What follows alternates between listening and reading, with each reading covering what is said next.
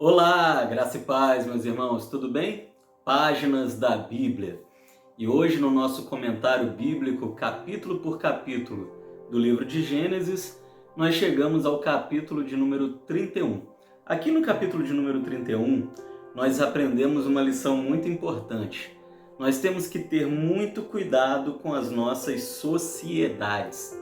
Aqui, sobrinho e tio tinham uma sociedade. Jacó e Labão. Jacó trabalhava para Labão, a bem da verdade, mas eles tinham uma sociedade de prosperidade. Os frutos dos rebanhos, tudo era dividido entre eles. Mas chega um momento em que eles param de viver de um modo cordial. Eles entram em um jugo desigual.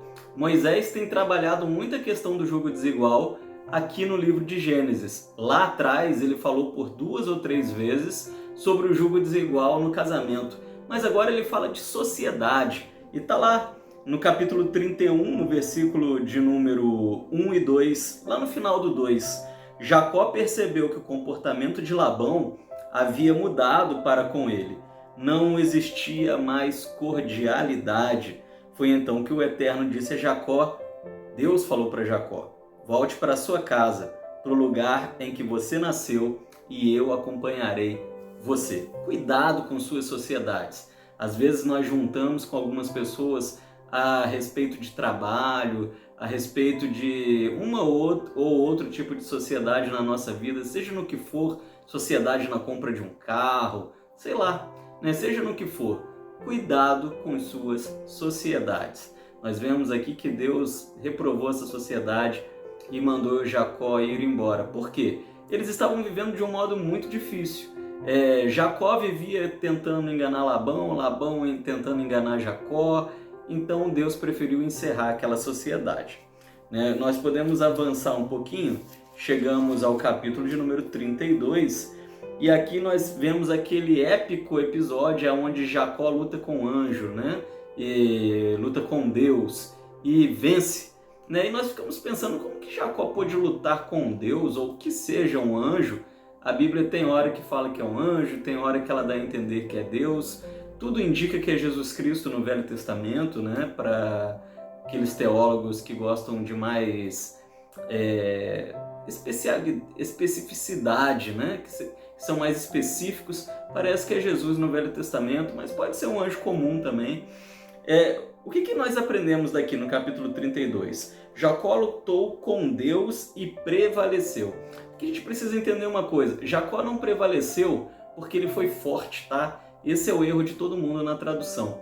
Jacó prevaleceu porque ele foi fraco e ele reconheceu suas fraquezas. Deus queria isso desde o começo, Deus, segundo os principais intérpretes, ele se materializa em forma humana, como muitos anjos já fizeram isso. A gente viu, por exemplo, lá em Sodoma e Gomorra, a gente já viu isso acontecer com o próprio Abraão lá atrás, com Jacó em outros momentos. Então Deus se materializa, Jesus no Velho Testamento se materializa em forma humana e ele equipara a sua força à força de Jacó. É óbvio, naquele momento ele está com uma força humana, mas ele quer que Jacó vença. Por quê? Porque Jacó só vai vencer quando ele reconhecer que falhou, que sempre foi um enganador, que levava uma vida completamente errada e que queria mudar. Tanto que, então, finalmente Deus o abençoa, pergunta seu nome e muda o seu nome, dando um novo significado para a sua vida. Dali para frente ele não seria mais o suplantador, mas sim o príncipe do Senhor, não é mesmo? E então chegamos aí, por fim, também ao capítulo de número 33. E no capítulo de número 33, a lição que nós tiramos é o seguinte. Lá atrás, antes do encontro de Jacó com Deus em Peniel, no Vale de Jaboque, quando Jacó ainda levava aquela vida toda errada, ele enganou seu irmão Esaú. E isso se tornou um fardo na vida dele.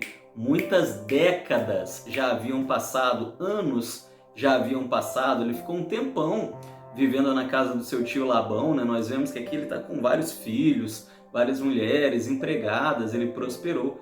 Mas ele carregava no peito um remorso muito grande por aquilo que ele havia feito com seu irmão. E também um certo medo do seu irmão encontrá-lo e matá-lo.